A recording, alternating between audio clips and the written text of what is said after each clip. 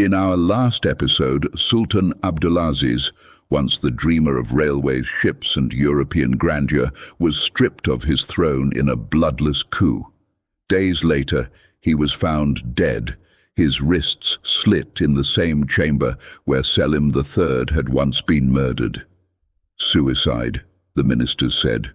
Murder, his family whispered. Either way, the message was clear. Sultans could still be made and unmade by their own servants. His successor, Murad V, lasted only 3 months. Already fragile in mind, the shock of Abdulaziz's bloody death shattered him. In his palace he raved and wept, unable to sign documents, unable to stand before his people. Tales spread of him standing in pools for hours, whispering to himself, terrified that assassins were waiting in the shadows. The empire, still smouldering from debt, rebellion and Balkan unrest, could not endure a madman on the throne. And so, in August 1876, a quiet, overlooked prince was called forward. Abdulhamid, the 34-year-old son of Abdulhamid, raised in obscurity, was suddenly to become the master of an empire on the edge of ruin. His education, his silences, and the horrors he had witnessed would shape not a reformer, not a dreamer, but a survivor. This is Road to Destruction, the World Wars. Born in 1842, Abdulhamid lost his mother young. He was raised instead by Perestu Kardin, who also fostered his cousin Murad.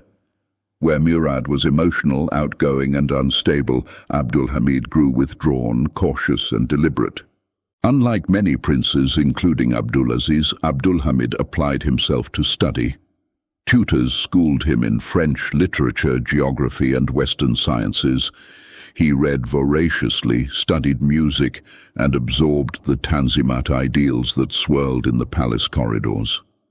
But he also learned the quieter lessons of court life through stories of Selim III and the fratricide laws of Mehmed the Conqueror.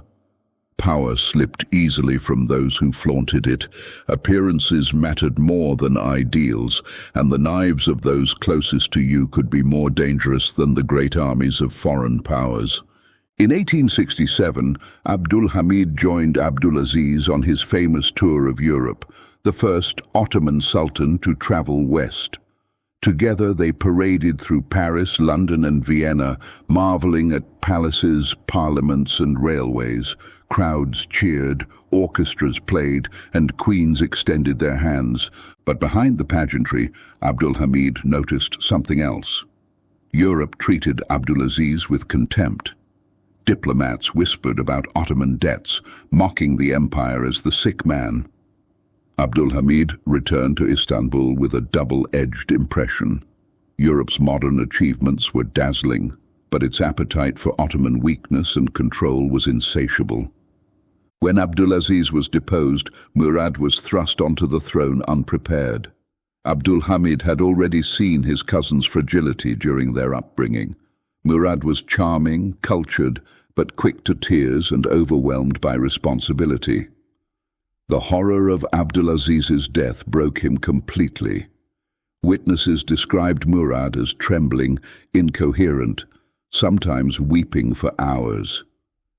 The infamous pool story spread, that he stood waist-deep for hours in the water of Turan Palace, muttering in despair. For 3 months, the empire had no ruler in truth. Abdulhamid learned a lasting lesson. Madness was weakness, and weakness was fatal with the vultures of Europe circling and ambitious men even closer to home. The death of Abdulaziz haunted Abdulhamid, Murad V, and all of Istanbul. Officially, it was suicide. The fallen sultan had slit his wrists with a pair of scissors sent by his mother, or perhaps used to trim his beard. His daughter testified she saw his body bloodied, bruised and beaten. Others whispered that he was strangled. All in the same room Selim III had been killed. A trial was convened, but its outcome satisfied no one. Ministers accused of murder were acquitted. Testimonies conflicted. some describing Abdulaziz struggling as men held him down, others swearing he died by his own hand. Apocryphal confessions even circulated, describing veins cut with pocket knives. Nothing was proven, everything was possible. For Abdulhamid, the lesson was terrifyingly simple. Selim III had been murdered. Now Abdulaziz too was dead by his own men. No sultan was safe. No ruler could trust his servants. Paranoia became not just instinct but survival. Within a month of Murad V taking the throne, Istanbul was shaken by an act of vengeance that splashed blood across the corridors of power.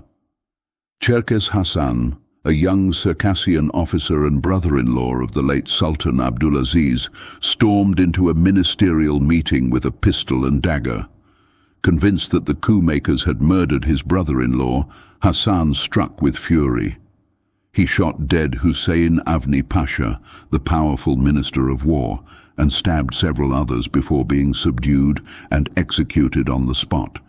The Cherkes Hasan incident sent shockwaves through the capital, proof that the ghosts of Abdulaziz's downfall were not satisfied with the current narrative on his death.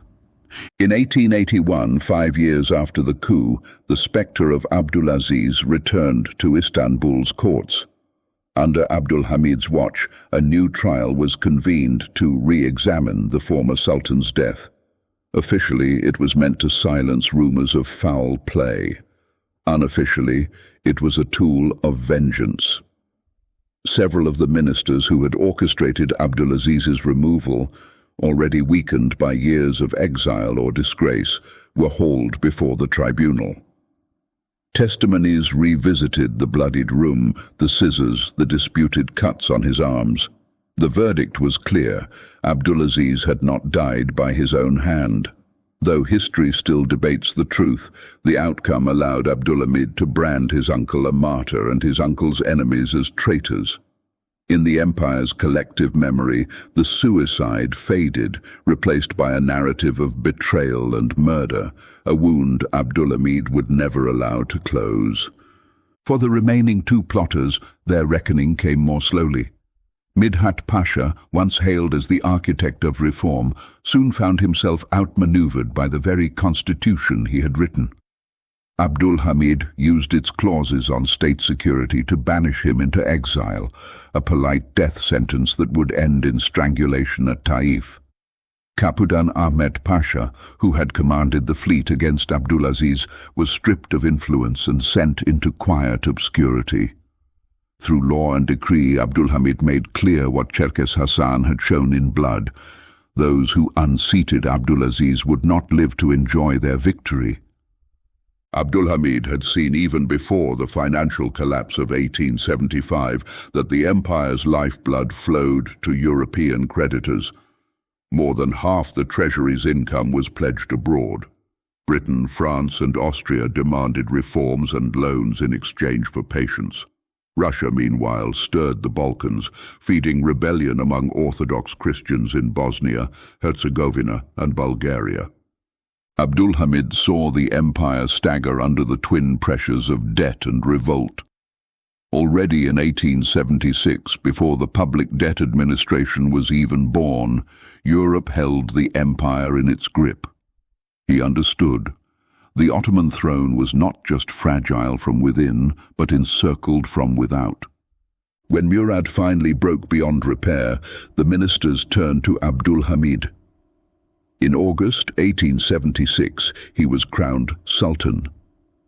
After seeing what had happened to Abdulaziz and, in recent memory, Selim III, he entered the throne not with dreams, but with dread and paranoia. Abdulhamid's accession was marked not by a gilded procession, but by a solitary walk.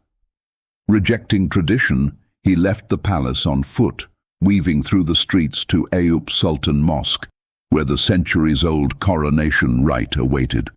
The crowds whispered as the future sultan, quiet and solemn, approached, girded by neither fanfare nor entourage.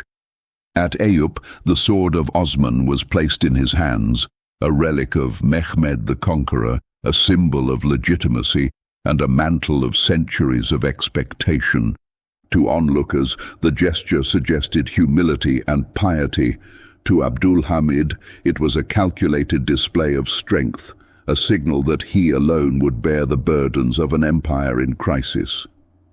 Yet beneath the ceremonial calm, anxiety lingered. The treasury was bleeding, Russian eyes watched, and rumors of Abdulaziz's murder still darkened the palace. His solitary walk was less a triumph than a measured step into a perilous inheritance, a silent acknowledgement of the fear and vigilance that would define his reign. For Murad V, there was no fake suicide. He was confined to Turan Palace under house arrest for the remainder of his life, a living testament to the dangers of perceived instability at the heart of the empire. The empire expected renewal. Instead, it received a ruler whose first and deepest instinct was survival through the removal of any threat. The Blood Sultan would go on to build schools, railways, and propaganda networks, but at his core was the quiet boy who had seen too much. He carried a revolver in his pocket, fearing assassins. He ordered soldiers to drill with unloaded rifles, terrified that an armed garrison might turn against him. He studied the palace walls where Selim III and Abdulaziz had died, and swore it would not be his fate. When Abdulhamid took the throne in 1876, the air still stank of blood and betrayal. His cousin was insane, his uncle was dead, and all around him he sensed his ministers whispered of reform while plotting their own survival. Abroad, the Balkans burned, and Russia's shadow loomed larger with each passing day. In our next episode, the Constitution and the Sultan, hope and betrayal, a constitution, a parliament, a promise of liberal renewal. But as war with Russia looms, the Red Sultan would drop his mask.